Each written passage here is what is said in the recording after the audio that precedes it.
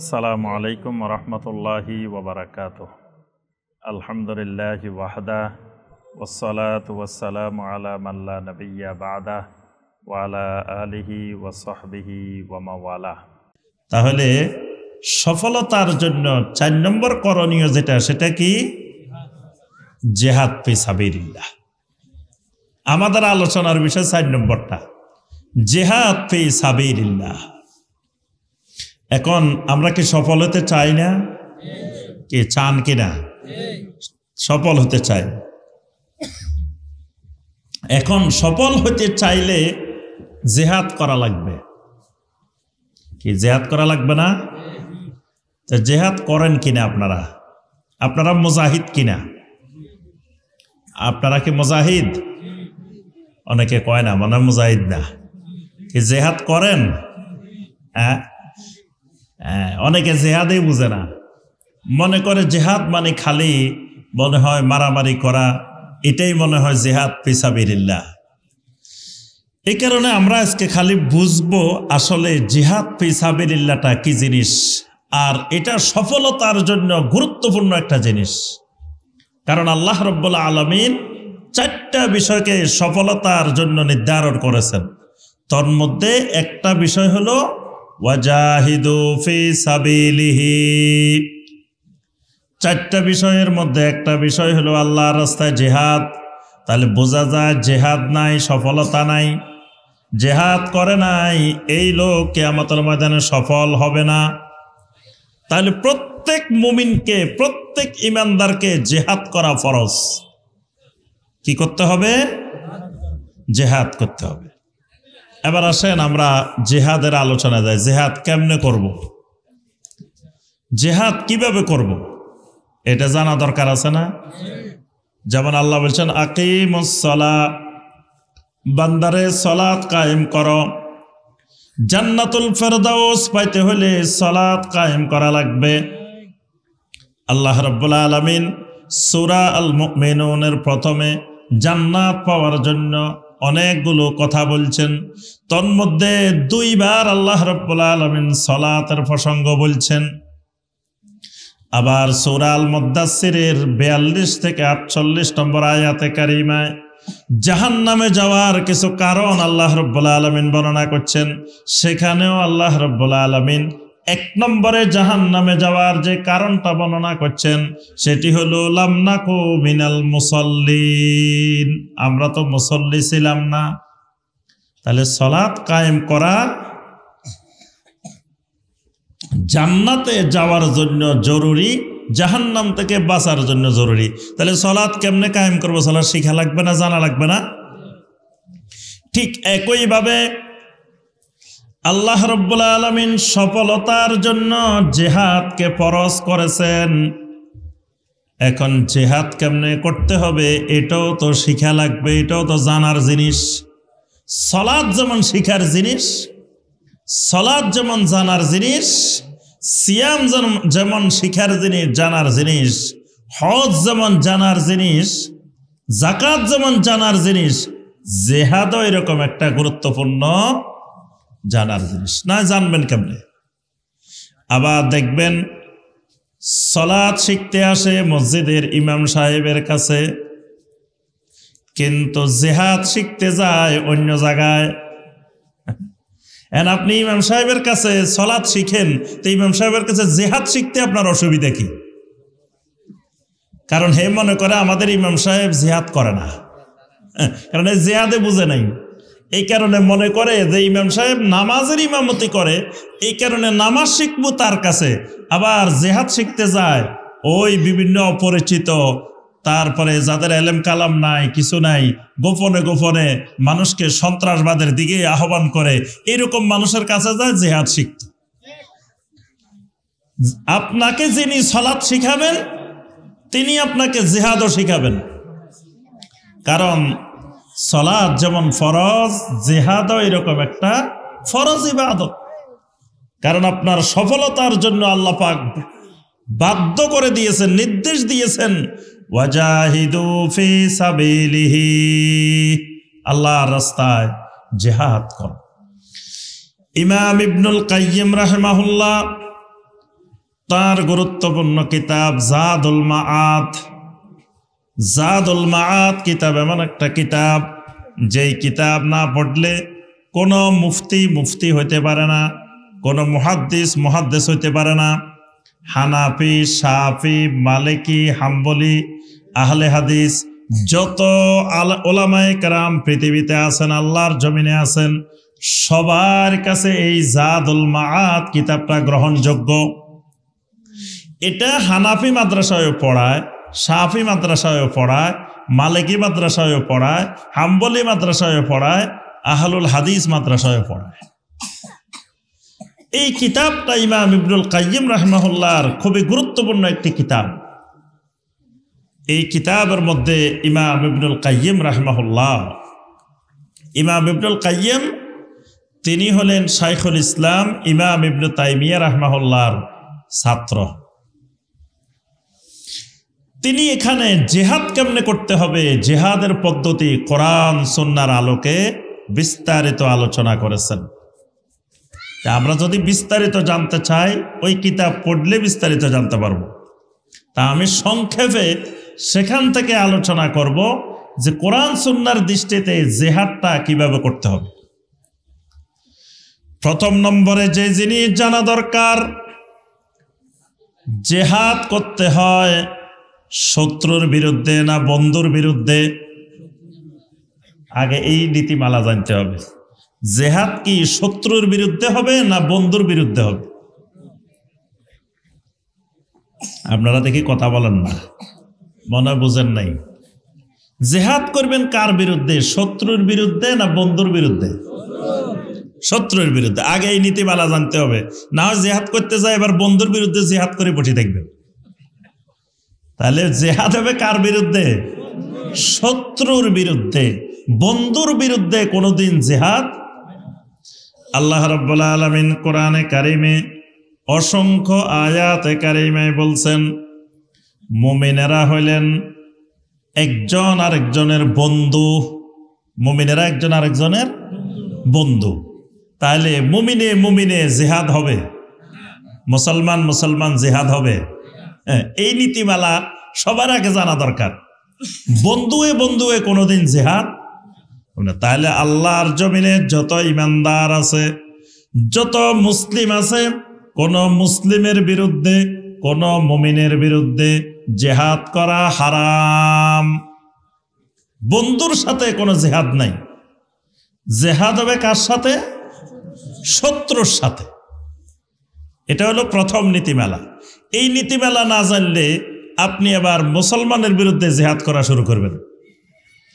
আল্লাহর জমিনে এক দল গোষ্ঠী ছিল খাওয়ারেজ, খারেজি। সেই খারেজিদের উদ্ভব সাহাবায়ে কেরামের যুগে।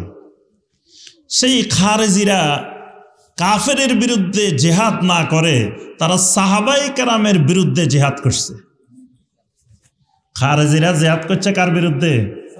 সাহাবীদের বিরুদ্ধে।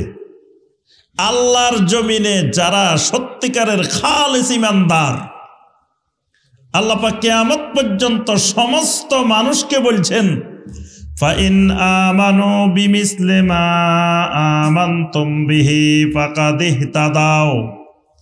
আল্লাহ রাব্বুল আলামিন বলেন, কিয়ামত পর্যন্ত মানুষেরা যদি আমার নবীর সাহাবীদের মতো ঈমান আনে, ফাকাদ ইহতাদাও, তাহলেই তারা সত্যিকারের ঈমানদার হবে, হেদায়েত প্রাপ্ত হবে। কিয়ামত পর্যন্ত সমস্ত মানুষকে ঈমান আনতে হবে সাহাবীদের মতো। তাহলে ওই সাহাবীরা জমিনে ঈমানের নমুনা। অথচ এই খারেজিরা জিহাদ করছে সেই সাহাবায়ে কেরামের বিরুদ্ধে। তাহলে এদের প্রথম গলত যে জিহাদ করতে হয় শত্রুর বিরুদ্ধে, কিন্তু এরা জিহাদ করে ফেলছে বন্ধুর বিরুদ্ধে। এই কারণে এরা জমিনে সবচাইতে বড় গোমরাহ ফেরকা ছিল এই খারেজি ফেরকা। তাহলে আবার আসেন, ইমাম ইবনুল কাইয়িম রাহিমাহুল্লাহ বলেন, তুমি যখন জিহাদ শুরু করবা, তোমার এই দায়িত্ব পালন শুরু করবা, প্রথম নম্বরে তোমাকে চিহ্নিত করতে হবে তোমার শত্রু কারা কারা জমিনে। প্রথম কাজ কি করতে হবে? শত্রু চিনতে হবে। শত্রু না চিনে কোনোদিন জেহাদ করা যাবে না, কারণ আপনি যার বিরুদ্ধে জেহাদ করবেন তারাই চিনেন না। যদি যার বিরুদ্ধে জেহাদ করবেন তাকে না চিনেন তো জেহাদ কেমনে করবেন? তাহলে প্রথম নম্বরের কাজ শত্রু চিনা। আচ্ছা, শত্রু এখন পাইলাম 5 জন, সবগুলা কিন্তু আমার সাথে সমান শত্রু না, সমান দুশ্মনী না। কোন শত্রু আমার সাথে বড় শত্রু, আবার কিছু শত্রু আছে আমার ছোট শত্রু। এখন আপনি যখন জিহাদ শুরু করবেন, প্রথম নম্বরে ছোট শত্রুর সাথে শুরু করে দিলেন, বড় শত্রুর সাথে জিহাদ করলেন না, তাও আপনার জিহাদে ভুল হয়ে যাবে। আপনার রোগ আছে 10টা, একসাথে যদি ট্রিটমেন্ট শুরু করেন তো রোগে মরে যাব। 10 রোগ একসাথে ডাক্তার যদি চিকিৎসা করে, তাই রোগীর অবস্থা আবার কি হবে? তা ডাক্তার কি করে, রোগ যদি 10টা হয় তো এটাকে একটা সিরিয়াল করে, 1 নম্বরে এটা, 2 নম্বরে এটা, 3 নম্বরে এটা, 4 নম্বরে এটা, 5 নম্বরে এটা, যেটা সবচাইতে গুরুতর আগে জীবন বাঁচাইতে হবে, জীবন বাঁচানোর জন্য আগে এটা ট্রিটমেন্ট লাগবে, তারপরে এটা, তারপরে এটা, তারপরে এটা। এখন আমি যখন জিহাদ করতে যাব, প্রথমে শত্রু চিহ্নিত করব, তারপরে সবচাইতে 1 নম্বর শত্রু, তারপরে 2 নম্বর শত্রু, তারপরে 3 নম্বর শত্রু, তারপরে 4 নম্বর শত্রু। কি বুঝে আসছে? এবার আসেন আমরা শত্রু চিনার কাজ শুরু করি। একজন ইমানদারের জন্য শত্রু কারা জমিনে? 1 নম্বরে ইমানদারের দুশ্মন হল নফসে আম্মারাহ। 1 নম্বর শত্রুর নাম, 1 নম্বর দুশ্মনের নাম কি? নফসে আম্মারাহ। এটা হলো সবচাইতে বড় দুশ্মন। এটা শয়তানের চাইতেও বড় দুশ্মন, ইবলিসের চাইতেও বড় দুশ্মন। কারণ শয়তান হলো আদুব্বুম মুবিন, শয়তান হলো প্রকাশ্য দুশ্মন, আর এটা হলো গোপন দুশ্মন। প্রকাশ্য দুশ্মনের চাইতে গোপন দুশ্মন বেশি মারাত্মক। এই কারণে দেখেন কাফেরের চাইতে মুনাফেক বেশি মারাত্মক। কাফেরও জাহান্নামে যাবে, মুনাফিকও জাহান্নামে যাবে, কিন্তু আল্লাহ রাব্বুল আলামিন ঘোষণা দেন, ইন্নাল মুনাফিকিনা ফিদ দারকিল আসফালি মিনান নার। মুনাফিক একেবারে জাহান্নামের সর্বনিম্ন স্তরে যাবে। কেন? কাফের হলো প্রকাশ্য দুশ্মন। কাফের যত বেশি না ইসলামের ক্ষতি করতে পারে, তার থেকে বেশি ক্ষতি করতে পারে মুনাফিক। মুনাফিক হলো গোপন দুশ্মন, তাকে দেখে চিনা যায় না, উপরে দিয়ে মনে হয় যে খুব ভালো মুসলমান, কিন্তু ভিতরে মুসলিমের বিরুদ্ধে ভিতরে ভিতরে ক্ষতি করে, ষড়যন্ত্র করে। ঠিক একইভাবে ইবলিস হলো, শয়তান হলো মানুষের প্রকাশ্য দুশ্মন, সবাই তার চিনে, এইটা আমাদের বড় দুশ্মন। কিন্তু তার থেকেও বড় দুশ্মন নফসে আম্মারাহ। সূরা ইউসুফের 53 নম্বর আয়াত, ইন্নান নাফসা লাআম্মারাতুম বিসসু। আল্লাহ রাব্বুল আলামিন বলেন, তোমার ভিতরে এমন একটা নফস আছে, যেই নফসটা তোমারে সব সময় মন্দ কাজের দিকে, খারাপ কাজের দিকে তোমাকে নির্দেশ দেয়। আম্মারা মানে খালি নির্দেশ দেয়, খালি অর্ডার করে। আমর থেকে আম্মারা, যেমন এলেম থেকে আল্লামা। আল্লামা বলে না আমাদের দেশে? আল্লামা শুনে নাই মনে করে দিন। আল্লামা মানে কি? না, আল্লামা মানে মহা জ্ঞানী, খালি জ্ঞানী না। এখন আমাদের দেশের আল্লামাদেরকে আরবি 1 লাইন পড়তে দিলে খবর হয়ে যায়, এমনি সবাই ওয়াজের ময়দানে আল্লামা। মাদ্রাসায় কিতাব পড়ানোর আলেম নাই, ওয়াজের ময়দানে আসলে সব কি আল্লামা। তো এলেম থেকে আল্লামা, আমর থেকে আম্মারা। তা আমর মানে নির্দেশ দেওয়া, আম্মারা মানে এত বেশি নির্দেশ দে। কিসের নির্দেশ দে? বিসু, খালি খারাপ কাজ করার নির্দেশ দে, ভালো কোনো নির্দেশ দেয় না। তো যেই নফসটা সবসময় এরকম খালি খারাপ কাজ করার প্রতি উদ্বুদ্ধ করে, এই নফসের নাম হলো নফসে আম্মারা। এই নফসে আম্মারাটা মানুষের ভিতরে কয় ধরনের নফস আছে? 3 ধরনের নফস আছে। একটা নফসের নাম হলো নফসে মুতমাইন্না। ইয়া আইয়াতুহান নাফসুল মুতমাইন্না ইরজিই ইলা রাব্বিকা রাদিয়াতাম মারদিয়্যা ফাদখুলি ফি ইবাদি ওয়াদখুলি জান্নাতি। সুবহানাল্লাহ। এই নফসে মুতমাইন্নাটা এমন একটা নফস, এটা মানুষকে শুধু ভালো কাজ করার প্রতি উদ্বুদ্ধ করে, জান্নাতি কাজের প্রতি উদ্বুদ্ধ করে, মারুফ কাজের প্রতি উদ্বুদ্ধ করে। এই কারণে এই কাজ করলে আল্লাহ বলছেন ওয়াদখুলি জান্নাতি, তোমার নফস যদি মুতমাইন্না হয়ে যায় তুমি আমার জান্নাতে ঢুকে যাও। সুবহানাল্লাহ। আরেকটা নফস আছে নফসে লাওয়ামা, এটার নাম নফসে লাওয়ামা। লাওয়ামা মানে তিরস্কারকারী। সূরা আল কিয়ামার মধ্যে আল্লাহ বলছেন লা উকসিমু বিয়াউমিল কিয়ামা ওয়ালা উকসিমু বিন নাফসিল লাওয়ামা। নফসে লাওয়ামা এটা হলো বান্দা যখন গুনাহ করে, গুনাহ করার পরে বান্দারে খালি তিরস্কার করে, বান্দারে গুনাহ করে ফেলছো, এবার তুমি তওবা করো, তওবা করে তোমার রবের দিকে ফিরে আসো। সুবহানাল্লাহ। তাহলে বোঝা যায় মুতমাইন্ন ভালো, লাওয়ামাও ভালো। দুষ্ট হইল কোনটা? নফসে আম্মারা।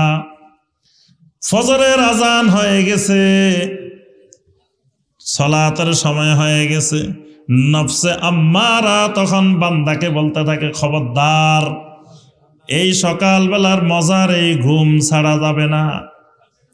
এই ঘুম ছাড়ি, এই মজা ছাড়ি লেফের নিচের থেকে, কম্বলের নিচের থেকে উঠা যাবে না।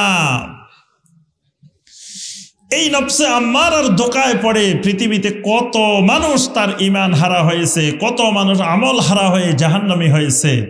এইটা একজন মুমিনের সবচাইতে বড় দুশ্মন, কঠিন দুশ্মন নফসে আম্মারা।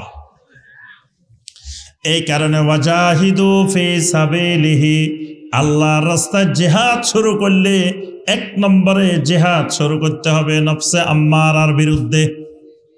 কঠিন জিহাদ, নফসে আম্মারার বিরুদ্ধে কঠিন আকারের জিহাদ শুরু করতে হবে।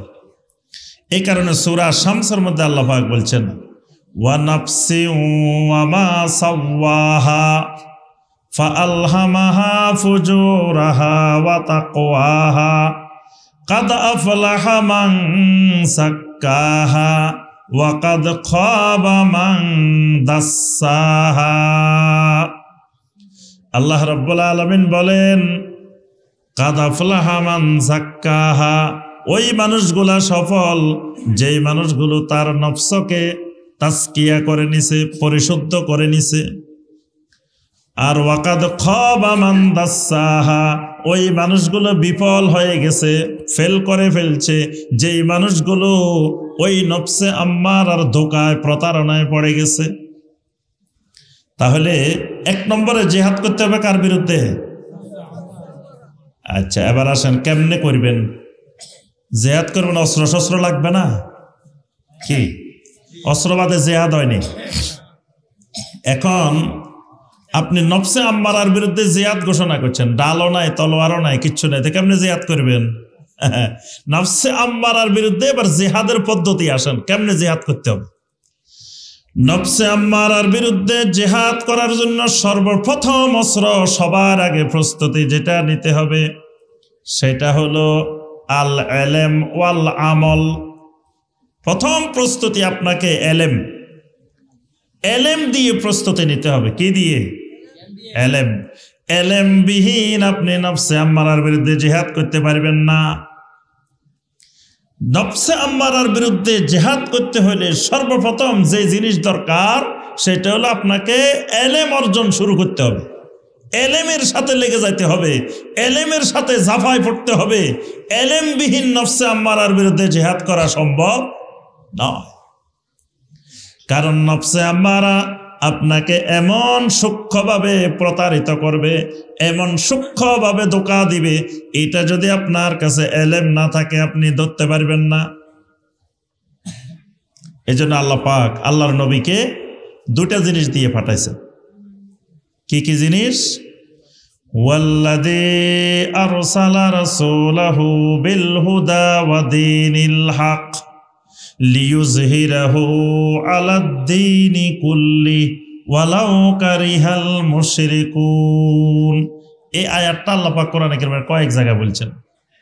ওয়াল্লাযী আরসালা রাসূলাহু, আল্লাহ রাব্বুল আলামিন তার রাসূলকে দুনিয়াতে পাঠিয়েছেন দুটা জিনিস দিয়ে। বিল হুদা ওয়া দীনিল হক, একটা হলো হুদা আর একটা হলো দীনে হক। ইবনে আব্বাস রাদিয়াল্লাহু তাআলা আনহুমা বলেন, হুদা হলো ইলমে নাফে, উপকারী ইলম। দীনে হক হলো আমলে সালেহ। আল্লাহ রাব্বুল আলামিন আল্লাহর নবীকে, আল্লাহর খলিলকে পাঠাইছেন, একটা জিনিস দিছেন উপকারী ইলম, আরেকটা দিছেন আমলে সালেহ। এই দুটা জিনিস দিয়ে আল্লাহ পাক নবীকে পাঠাইছেন এই জন্য, লিইয়ুযহিরাহু আলাদ-দীনি কুল্লিহি, আল্লাহ পাক তাকে নবীকে দুই জিনিস দিয়ে দুনিয়ার সমস্ত বাতিল মতবাদের উপরে আল্লাহর দ্বীনকে, ইসলামকে বিজয়ী করার জন্য পাঠাইছেন। সুবহানাল্লাহ। তাহলে দ্বীন বিজয়ের মাধ্যম হলো কি? ইলম আর আমল। এলেমও নাই, আমলও নাই, যত স্লোগান দিই দিন বিজয়ের, দিন কায়েমের যত স্বপ্ন দেখি, এলেম নাই, আমল নাই, আল্লাহ কোনোদিন দিনকে বিজয়ী করবেন না।